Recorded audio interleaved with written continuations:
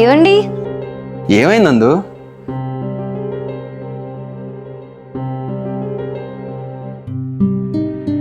నందుని లవ్ చేస్తున్నా ఇంట్లో ఒప్పించడానికి హెల్ప్ చేయరంటే ఫ్యామిలీ మొత్తం కలిపి ఇంట్లో నుంచి వెళ్ళగొట్టారు. ఇప్పుడు ఏం మొహం పెట్టుకుని వచ్చారు నా ఇంటికి? బావగారు మీరు కూర్చోండి. ఏంటండి ఆ మాటలు? అసలు ఎందుకు వచ్చారో ఏంటో కనుక్కోండి. ఎందుకు వచ్చావు చెప్పు. వదినికి ఐ ఆపరేషన్ అంటరా. ఆపరేషనా? ఇంకా తగ్గలేదా? లేదు, ఇంకా ఎక్కువైంది. డాక్టర్లు ఆపరేషన్ చేయాలంటున్నారు. దానికి 5 లక్షలు అవుతుందంట. నా దగ్గర 3 లక్షలు ఉన్నాయరా.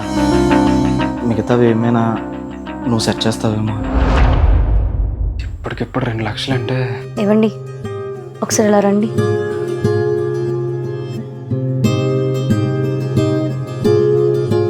ఏం ఆలోచిస్తున్నారు? ఇప్పటికిప్పుడు 2 లక్షలు అంటే ఎక్కడి నుంచి తేవాలి నందు? నా దగ్గర ఒక ఐడియా ఉంది.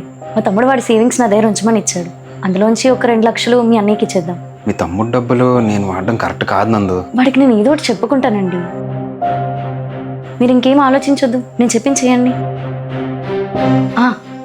మీ అన్నయ్యకి ఈ డబ్బులు నేను ఇచ్చినట్టు చెప్పకండి, మళ్ళీ ఏమైనా అనుకుంటారు కదా, సరేనా?